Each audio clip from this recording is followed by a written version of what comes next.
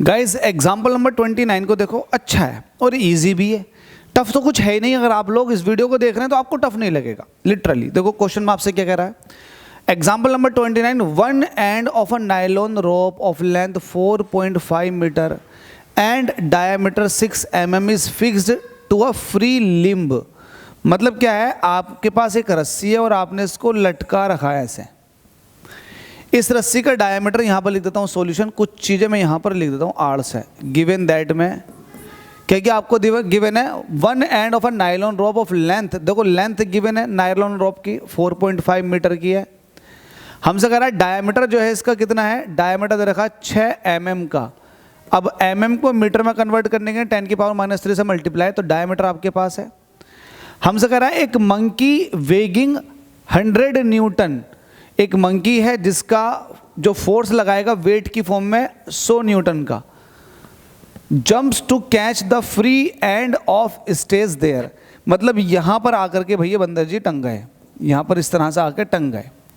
इनका अपना खुद का जो वेट है वो कितना है, 100 न्यूटन का है। नीचे को वेट तो न्यूटन में आता, 100 न्यूटन का। एक तरह से रस्सी पर जो फोर्स लग रही है ये 100 न्यूटन की फोर्स लग रही है जी, ठीक है। तो हमसे कह रहा find the elongation of the rope, रस्सी के अंदर कितना इलोंगेशन आएगा, मतलब डेल्टा एल।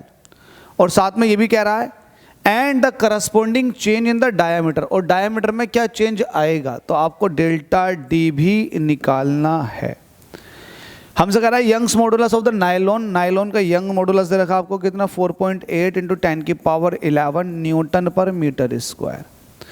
और पॉइजन्स रेशियो नायलॉन का दे रखा है, स्पेशली नायलॉन के लिए सिग्मा की वैल्यू दे रखी है 0.2। इतना सब कुछ होने के बाद अब आपको करना क्या है जी, करना ये है सबसे पहला आप एक काम कर लो, डेल्टा एल फाइंड आउट कर लो। और डेल्टा एल आप बड़ी आसानी से फाइंड आउट कर लेंगे, सिंस वी नो दैट, हम एक बात जानते हैं। क्या जानते हो आप, यंग्स मॉडुलस होता है FL/A डेल्टा एल, ये होता ना, बिल्कुल होता। आपको चाहिए क्या, डेल्टा एल चाहिए, तो डेल्टा एल को यहाँ को भेजो, ये हो जाएगा FL/YA, YA A ऐसे रहेगा और Y जो है वो है πr², क्योंकि एरिया जब भी निकालते हो क्रॉस सेक्शनल एरिया से निकलता है πr² से। अब इसको मैं सॉल्व कर लेता हूँ। यहाँ पर delta L is equal to कितना हो जाएगा, F की वैल्यू कितनी है, कितना फोर्स लग रहा है 100 न्यूटन का, L कितना, लेंथ कितनी थी 4.5 मीटर की थी। इसके बाद FL लिख दिया आपने, पाई की वैल्यू कितनी होती है 3.14 होती है। रेडियस का स्क्वायर, आपको डायमीटर दे रखा है इतना, तो रेडियस जो होती है वो डायमीटर का आधा होती है, मतलब 3 × 10⁻³ का स्क्वायर, तो ये हो जाएगा πr², ठीक है πr²। तो ये आपके पास, तो यहाँ पर ये y है यंग्स मॉडुलस, और साथ में यंग्स मॉडुलस की वैल्यू कितनी है 4.8 × 10⁻11, ये है जी, ठीक है। इसको सॉल्व कर लेते हैं, सॉल्व करके डेल्टा एल की वैल्यू को फाइंड आउट कर लेते हैं। ये थोड़ी सी कैलकुलेशन आप कर लो क्योंकि लेंथी हो जाएगा, मैं नहीं चाहता कि लेंथी बने। इसको सॉल्व करिएगा। एग्जाम्पल नंबर 29 का जो डेल्टा एल निकल कर आएगा वो आएगा 3.32 × 10⁻⁵, 3.32 × 10⁻⁵ मीटर में। यह आ चुका है इलोंगेशन, रस्सी इतनी बढ़ जाएगी बंदर के लटकने से। आगे कह रखा है आपसे, आगे आपसे कह रखा है कि आप जो है डायमीटर के अंदर करस्पॉन्डिंग चेंज बता दो लंबाई के बढ़ने से, क्योंकि आपको पता पॉइजन्स रेशियो होता है डेल्टा D/D, और साथ में नीचे को डेल्टा L/L, ठीक है। तो आपको इसको ऐसा लिखना है डेल्टा D/D, L/डेल्टा L। आपको चाहिए क्या, डेल्टा D चाहिए, तो देखो सिग्मा के पास पहुंचा दो, सिग्मा × D × डेल्टा L, इसके डिवाइड में पहुंच जाएगा L/D।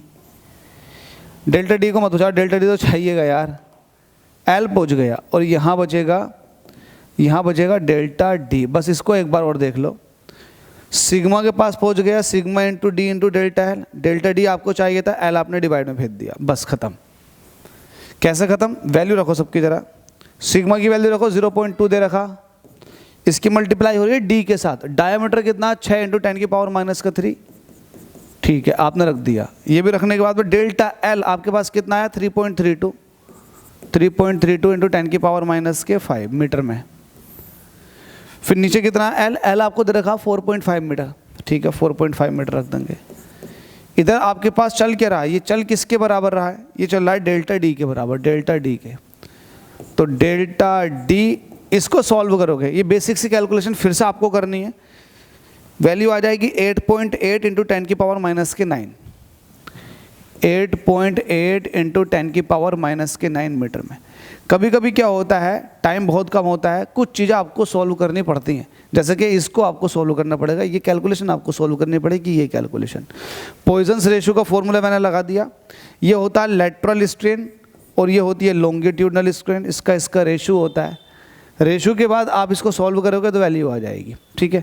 तो डेल्टा डी आपके पास आ गया और डेल्टा एल आपके पास आ गया। होप सो समझ में आ गया होगा, डाउट नहीं रहना चाहिए। डाउट है तो कमेंट कर दें, वरना आपको मैकेनिकल प्रॉपर्टीज ऑफ सॉलिड के सारे ही क्वेश्चन आपको एक सिंगल प्लेलिस्ट के अंदर मिल जाएंगे एस एल अरोड़ा के, जाकर के सबको करें, अपनी तैयारी को अच्छा कर लें। Thank you.